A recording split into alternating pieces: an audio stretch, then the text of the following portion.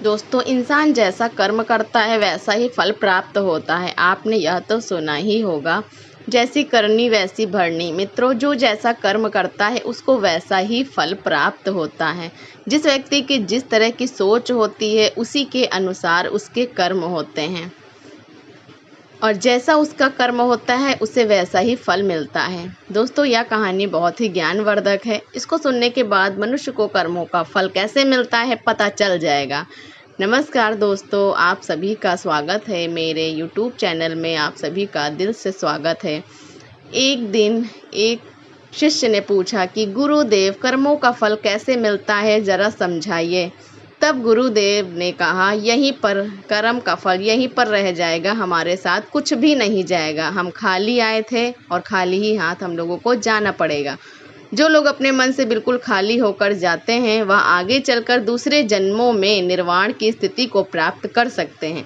लेकिन उससे पहले तुम्हें इस जीवन की निरर्थक को समझना होगा। यहाँ पर कुछ भी पाना या कुछ भी खोना कोई मायने नहीं रखता। हर इंसान को बचपन के दिन प्रिय क्यों होते हैं, लेकिन उस समय उसे कोई भी चिंता नहीं रहती। वह आज़ाद होता है, उसके मन में कोई चाह नहीं होती। जिस काम में भी लग जाता है उसी में मग्न हो जाता है। लेकिन जैसे जैसे इंसान वैसे वैसे उसकी इच्छाएं, उसकी कामनाएं दिन ब दिन बढ़ जाती है, और इसलिए अक्सर इंसान जीना भूल जाता है और पूरा आनंदित होकर रहता है। गुरुदेव कहते हैं कि भंते, आज मैं तुम्हें बताऊंगा कि जिससे तुम्हें पता चल जाएगा कि मनुष्य को उसके कर्मों का फल कैसे मिलता है। बहुत समय पहले की बात है। एक बहुत ही बड़ा प्रसिद्ध नगर था। उस नगर में एक राजा था। वह राजा जब धीरे धीरे बूढ़ा होने लगा तो उसकी जो रानियां थी वह उस राजा की उपेक्षा करने लगी थी। राजा रानियों की उपेक्षा को बर्दाश्त नहीं कर सका और वह चिंतित रहने लगा। एक दिन उसने अपने वैद्य को बुलाया। उस वैद्य से कहा कि हे वैद्यराज, क्या आप कोई इस तरह की दवाई को तैयार कर सकते हैं जो मेरी खोई हुई जवानी को वापस कर सके। उस वैद्य ने सोचा कि यह राजा तो बड़ा ही मूर्ख है, या फिर से जवान हो जाता है। यह जानता है कि इस संसार में व्यक्ति यदि एक बार बूढ़ा हो गया तो दोबारा वह जवान नहीं हो सकता है, और यह मुझसे कह रहा है कि मुझे ऐसी दवाई तैयार करके दो जिससे मेरी खोई हुई जवानी वापस आ जाए। यह राजा जब इतना मूर्ख है तो इससे धन निकलवाना कोई बुरी बात नहीं है। इसलिए मैं कोई ऐसी तरकीब लगाता हूँ जिससे यह राजा मेरी ही चाल में फंस जाए। उस वैद्य के मन में राजा के प्रति जो भावना थी वह अच्छी नहीं थी। वह उससे धन लेना चाहता था और उस राजा की मूर्खता पर वह उसका राजपाट भी हड़प करना चाहता था। उस वैद्य ने कहा कि राजन, दवा तो मैं तैयार कर सकता हूँ, और उस दवा से मैं जानता हूँ कि आपको पूरी तरह से लाभ भी होगा, लेकिन इसके लिए मेरे द्वारा जो भी बातें हैं वह आपको स्वीकार करनी होगी और उसका आपको पालन भी करना होगा। राजा ने पूछा कि कौन सी बातें हैं। उस वैद्य ने कहा कि इसके लिए आपको करीब 8 महीने तक तहखाने में रहना होगा। राजा ने कहा कि किस लिए। वैद्य ने कहा कि यह दवा तभी प्रभाव डाल पाएगी जहां पर सूर्य की किरण ना पहुंच सके। तहखाना ऐसी जगह है जहां पर सूर्य की किरण नहीं पहुंच सकेगी, और यह दवा तभी अपना प्रभाव कर पाएगी। वैद्य ने कहा कि आपको यदि जवान होना है तो बुढ़ापे से छुटकारा पाना चाहते हो तो यह त्याग आपको करना होगा। वैद्य की बात सुनकर राजा ने कहा कि ठीक है वैद्यराज, मैं तहखाना बनवाने का आदेश देता हूँ।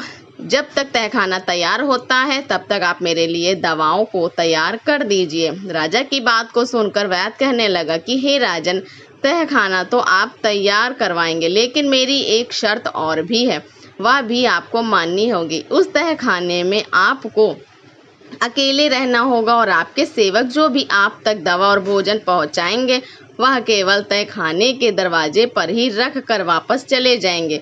यदि आपको यह सारी चीज़ें मंजूर हो तो मैं दवा को तैयार करूं। राजा उस वैद्य की बात सुनकर पूरी तरह तैयार हो गया और मन ही मन सोच राजा खुश हो रहा था कि मेरी जो खोई हुई जवानी वह वापस आ जाएगी। और वैद्य मन में यह सोच रहा था, राजा इतना मूर्ख है, मैं इससे काफ़ी धन लूट लूँगा और इसके बाद इसके राज्य पर मेरा ही शासन हो जाएगा, क्योंकि राजा जब मेरे कहने के अनुसार तहखाने में चला जाएगा तो राज्य का जो भी कार्य है वह मेरे हिसाब से चलेगा। यही सोचकर उस वैद्य ने राजा को तह में पहुंचा दिया। उसका उपचार करने का वह ढोंग करने लगा। उसने राजा से कहा कि हे राजन, अब कुछ ही दिनों के बाद आपका बुढ़ापा भी दूर होने लगा। उसे राजा, आपके स्वास्थ्य पर बहुत बड़ा प्रभाव पड़ने वाला है। अभी तक जो यह खाल आपकी लटकी हुई है, जो चेहरे पर आपकी झुर्रियां हैं, यह सब जानने लगेगी और आपका शरीर बहुत ही बलशाली और एक जवान इंसान की तरह हो जाएगा। आपकी रानियां जब आपको देखेंगी तो एकाएक देख करके वह पहचान भी नहीं पाएंगी। इस तरह से परिवर्तन आपके शरीर में होगा। वह वैद्य अपनी इस तरह से चालाकी दिखा रहा था कि मानो वह स्वयं ही भगवान हो।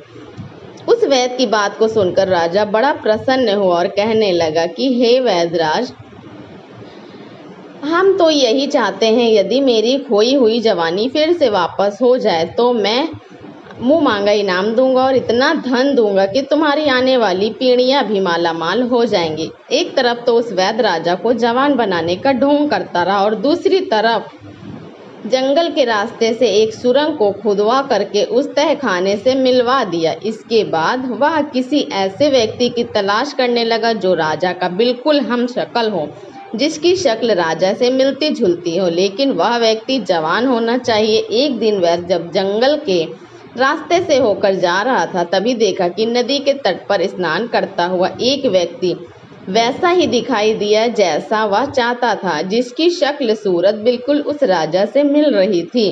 वह जो वैद्य था वह उस व्यक्ति के पास पहुंचा और कहने लगा कि हे नौजवान लड़का, इस नगर में पहली बार आए हो और तुम कहाँ के रहने वाले हो? उस व्यक्ति ने कहा कि श्रीमान जी, आपने बिल्कुल ठीक पहचाना है। मैं इस नगर में पहली बार आया हूँ, लेकिन आप मुझसे यह सब क्यों पूछ रहे हो? वैद्य ने कहा कि मैं आपसे इसलिए पूछ रहा हूँ कि तुम मुझको अपना मित्र समझ लो। अगर तुम मेरा कहना मानोगे और मेरा काम करोगे तो मैं तुम्हें इस नगर का राजा बना सकता हूँ। वैद्य की बात को सुनकर वह जो युवक था वह आश्चर्यचकित हो गया। वह कहने लगा कि आप कैसी बातें कर रहे हो? क्या आपका दिमाग सही नहीं है? उस वैद्य ने कहा कि नहीं, मेरा दिमाग पूरी तरह से सही है और मैं इस राज्य का वैद्य हूँ। मेरा राजा पर बहुत बड़ा प्रभाव है, जो मैं चाहता हूँ वही कर सकता हूँ। उस व्यक्ति ने कहा कि यह तो बड़ी खुशी की बात है। जब आप इतने प्रभावशाली व्यक्ति हैं तो आप मुझे राजा बना सकते हैं, लेकिन राजा बनने के लिए मुझे क्या करना होगा? वैद्य ने कहा कि सिर्फ कुछ दिनों के लिए तुम्हें मेरे द्वार एक तहखाने में रहना होगा, लेकिन जैसे ही तुम तहखाने से जब बाहर आओगे तो सीधे सिंहासन पर जाके बैठ जाओगे और तुम इस राज्य के राजा बन जाओगे। वैद्य की बात सुनकर वह व्यक्ति कहने लगा, लेकिन कैसे मैं राजमहल में जाकर सीधा राजा के सिंहासन पर बैठ जाऊं?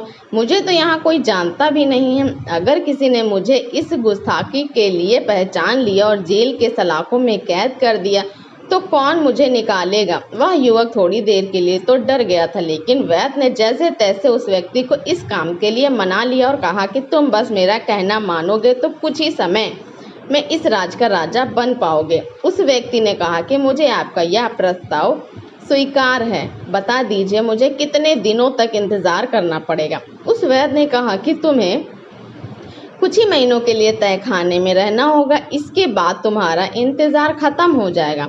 बहुत कम समय में ही तुम्हारा इंतजार खत्म हो जाएगा। ज़्यादा से ज़्यादा 1-2 महीने तक तुम्हें तहखाने में रहना होगा।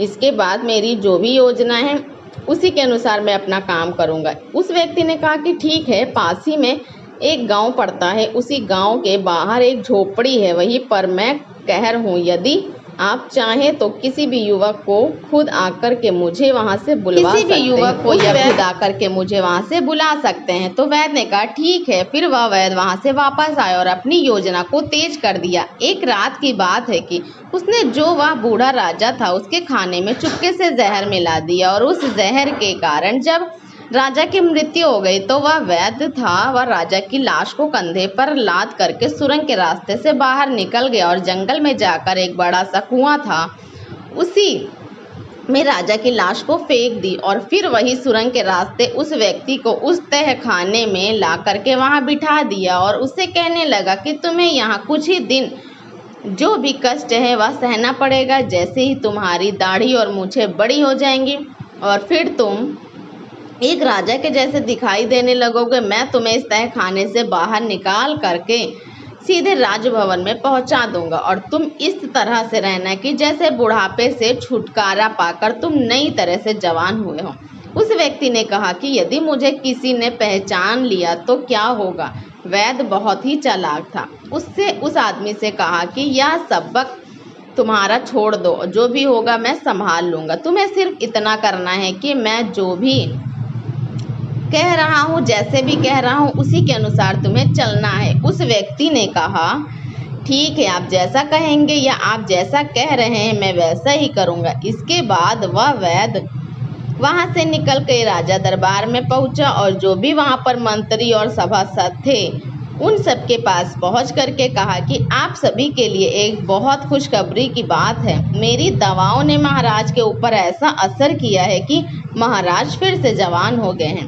कल आएंगे और आप लोग उनके स्वागत के लिए तैयार रहना। फिर वहां के मंत्री कहने लगे हम अपने राजा के नए रूप का भरपूर स्वागत करेंगे। फिर वहां से जब रानियों के दरबार में पहुंच गया और वही बात उन दोनों रानियों से भी कही तो सुनकर दोनों रानियां प्रसन्न हो गईं। उन्होंने वैद्य को बहुत सारा धन निकाल के दिया। योजना के अनुसार अगले ही दिन वह वैद्य तहखाने से उस व्यक्ति को ला करके राजमहल के सिंहासन पर बैठा दिया। फिर उसे नए सब रानियां और वहां के मंत्री देख के हैरान हो जाते हैं क्योंकि वह राजा बिल्कुल एक युवा पुरुष दिखाई देने लगा था।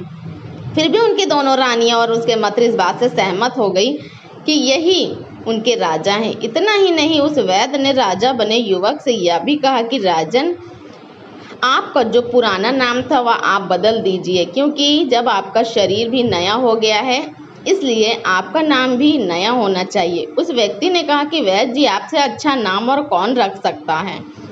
जब आपने मुझे बुढ़ापे से जवान बना दिया है तो आप एक अच्छा सा नाम सोच करके रख दीजिए। फिर उस वैद्य ने जो भी नाम राजा का रखा वह सभी को पसंद आया और सभी ने उसकी सराहना की। अब एक नए नाम से वह राजा प्रसिद्ध हो गया था। उसी नए नाम से उस राजा की राजमहल में जय जयकार होने लगी। कुछ दिन तो राजा उस वैद्य का था, वह सब एक दूसरे के इशारों पर चलते रहे, लेकिन परिस्थितियां उसके अनुकूल जब हो गईं, सब कुछ सामान्य हो गया तो उसने वैद्य की उपेक्षा करना शुरू कर दिया। यह देख के वैद्य जो था वह बहुत दुखी हो गया। एक दिन उसने एकांत में राजा से कहा कि राजन, सिंहासन प्राप्त करते ही मेरी उपेक्षा करना शुरू कर दिया। आपको याद है कि यह वचन आपने मुझको दिया था। वह राजा कहने लगा कि कैसा वचन की बात कह रहे हो। वैद्य ने कहा कि आपके आदेश के अनुसार चलाएंगे, लेकिन आप तो मुझसे कुछ भी नहीं पूछते, आप मंत्रियों के परामर्श से ही चलाते हो। फिर राजा ने उस वैद्य से कहा, तुम वैद्य राज्य हो, मंत्री नहीं, इसलिए तुम्हारा परामर्श लेना मेरे लिए आवश्यक नहीं है। इस बात को सुनकर वैद्य क्रोधित हो गया और चेतावनी भरे हुए स्वर में कहने लगा कि हे राजन, यह मत भूलिए कि इस सिंहासन पर मैंने आपको प्रतिष्ठित किया है। मेरे ही प्रयास के कारण आप इस राज्य के राजा बने हुए हो। फिर सिंहासन पर बैठे उस व्यक्ति ने कहा कि तुम झूठ बोल रहे हो, तुम कैसी बात कर रहे हो, तुम मुझे राज सिंहासन पर बैठाने वाले कौन होते हो। यह राज सिंहासन मैंने अपने पूर्व जन्म के कर्मों से प्राप्त किया है। मैंने अच्छे कर्म किए, त्याग किया, तपस्या किया और उसी का प्रमाण है कि मैं आज राजा बना हुआ हूँ। यह सिंहासन हमें अपने पूर्व जन्मों के तप के और त्याग के फल स्वरूप प्राप्त हुआ है। वैद्य ने कहा, यह आप कैसी बातें कर रहे हो। उस व्यक्ति ने कहा कि समय आने दो, सब कुछ पता चल जाएगा और इसका प्रमाण भी तुम्हें मिल जाएगा कि मैंने कैसे पूर्व जन्म के कर्मों के अनुसार इस राज्य के सिंहासन को प्राप्त किया है। राजा की बात को सुनकर वैद्य वहां से चला गया। वह मन ही मन राजा को कोसने लगा कि धोखेबाज कहता है उसके पूर्व जन्म के तप के स्वरूप सिंहासन उसे मिला है। समय आने दो, मैं देख लूंगा कि तेरे तप और त्याग का कैसा तुमको परिणाम मिला है। धीरे धीरे समय बीतता गया। एक दिन राजा नाव में विहार करने के लिए अपने मंत्री और उस वैद्य के साथ नदी के किनारे पहुंचा। वहां उसने नदी के जल में बहते हुए 4 कमल पुष्प देखे। फिर उसने आदेश देकर वह चारों फूल नदी में से निकलवाए। फिर ध्यान से उन्हें देखता हुआ कहने लगा, आश्चर्य, यह फूल तो बिल्कुल सोने के लगते हैं। जीवन में मैंने कभी इतने अद्भुत कमल के फूल नहीं देखे। उसने कहा कि हे राजन, मंत्री ने भी राजा की सहमति जताई। ऐसे फूल तो मैंने पहली बार देखे हैं। देखिए, इनमें कितनी सुंदर पीली पीली किरणें निकल रही हैं। इन्हें तो आपको अपने सरोवर में लगवाना चाहिए। राजा ने वैद्य की ओर इशारा करते हुए कहा कि वैद्यराज, आप तो वनस्पति शास्त्र के बहुत ही गहरे जानकार हैं। बहुत सी जड़ी बूटियों को आप देखते ही पहचान लेते हैं कि यह कौन सी जड़ी बूटियां हैं, और जाकर उस स्थान का पता तो लगाइए जहां से यह फूल नदी में बह करके आए हैं, और यदि हो सके तो इनके कुछ बीज भी ले आइएगा। मैं इन्हें अपने सरोवर में लगवाना चाहता हूँ। कोई और अवसर होता तो वह वैद्य जाने से मना कर देता, किंतु इतने मंत्रियों की उपस्थिति में वह कैसे इनकार कर सकता था। यदि इनकार करता तो उसकी योग्यता पर प्रश्न चिन्ह लग जाता। सब यही सोचते कि इस वैद्य को वनस्पति शास्त्र का कोई भी ज्ञान नहीं। यह वैद्य तो केवल पाखंडी है, इसे कुछ भी मालूम नहीं है। इस तरह से उसकी हंसाई न हो जाए, यही सोचकर वह वैद्य तैयार हो गया। नदी के बहाव के विपरीत दिशा में चलता हुआ वैद्य उसी नदी के स्थल पर पहुंचा जहां उसने एक बहुत पुराना ऐसा मंदिर देखा जो खार में तब्दील हो चुका था। उस मंदिर का अधिकतर जो हिस्सा था वह ध्वस्त हो चुका था।